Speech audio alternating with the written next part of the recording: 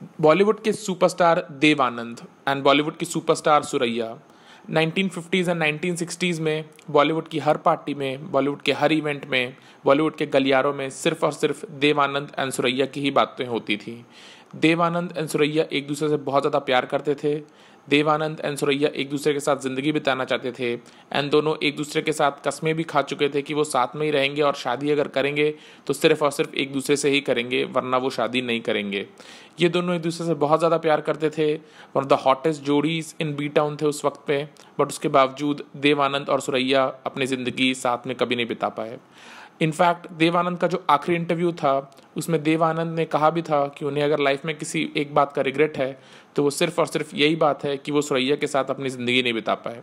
तो actually problem ये थी कि नौशाद अली जो 1950s के बहुत बड़े म्यूज़िक डायरेक्टर थे, जो उस टाइम के ग्लोबल डायरेक्टर थे, जिनकी बिना फिल्में नहीं बनती थी। बहुत सारी फिल्मों में नौशाद ने म्यूज़िक दिया था, स्पेशली फिल्म्स लाइक मुगले आज़म, जिसका म्यूज़िक बहुत बड़ा चार्टबस्टर हुआ था। उस टाइम की फिल्म मुगले आज़म उस टाइम की सबसे बड़ी फिल्म थी, उस टाइम का म्यूज़िक सबसे बड़ा म्यूज़िक था। सोवियत यूनियन में सिर्फ और सिर्फ नौशाद अली के म्यूज़िक की ही चर्चा थी एंड फिल्म की एडिटिंग की चर्चा थी, फिल्म की सिनेमाटोग्राफी की चर्चा थी।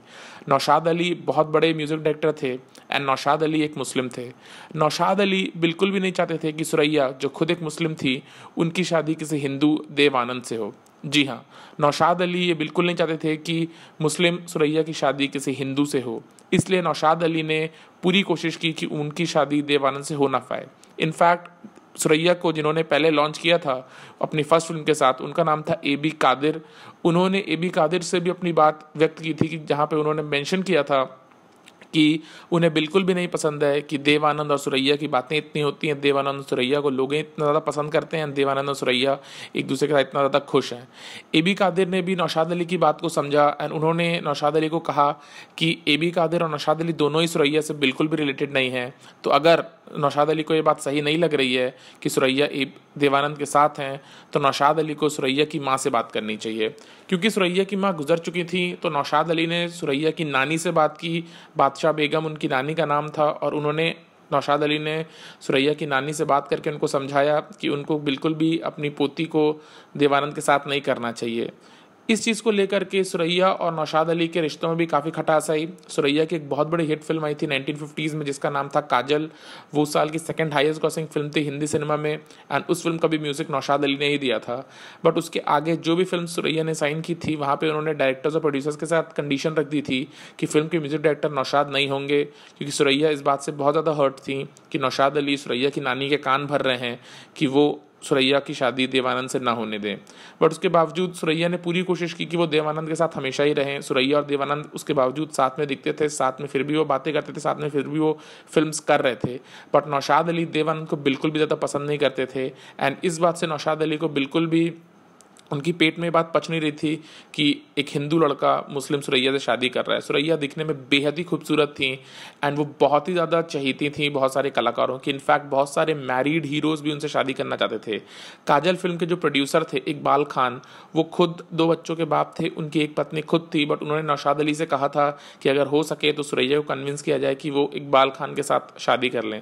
जब नौशाद अली ने ये बात सुरैया तक पहुँचाई तो सुरैया बहुत गुस्सा हुई और उन्होंने नौशाद अली से उसके बाद कभी बात नहीं की।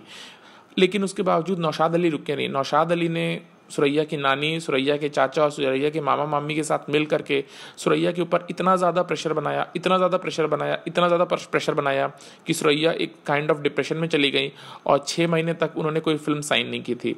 उस वक्त देव आनंद ने बहुत कोशिश की थी सुरैया से बात करने की, सुरैया के जांच पड़ताल करने की, सुरैया का हालचाल लेने की, पर नौशाद अली ने और उनकी जो टीम थी जिसमें नौशाद अली के साथ मिली हुई थी सुरैया की नानी, सुरैया के मामा मामी, सुरैया के चाचा चाची, वो लोग बिल्कुल भी देव आनंद को सुरैया के करीब नहीं आने दे रहे थे। बाद में सुरैया को इस बात का शौक हो गया कि उनकी खुद की फैमिली ही किसी दूसरे इंसान के बातों में आकर के उनकी शादी नहीं होने देना चाहती देवानंद से एंड इस शौक में जाकर के उन्होंने देवानंद से खुद ही रिश्ता तोड़ लिया। देवानंद उसके बावजूद सुरैया की नानी से बहुत ज़्यादा रिक्वेस्ट की, उनसे बहुत ज़्यादा मिले, उनको समझाने की कोशिश की कि वो कितना सुरैया को चाहते हैं, बट देवानंद की बातें बिल्कुल भी नहीं बन पाई। सुरैया की नानी एक कट्टर मुस्लिम थी और वो बिल्कुल भी नहीं चाहती थी कि उनकी पोती की शादी किसी हिंदू से हो। ये सब बातें सिर्फ कहने के लिए मैं नहीं कह रहा हूँ, ये सब बातें सिर्फ हवा में नहीं कह रहा हूँ।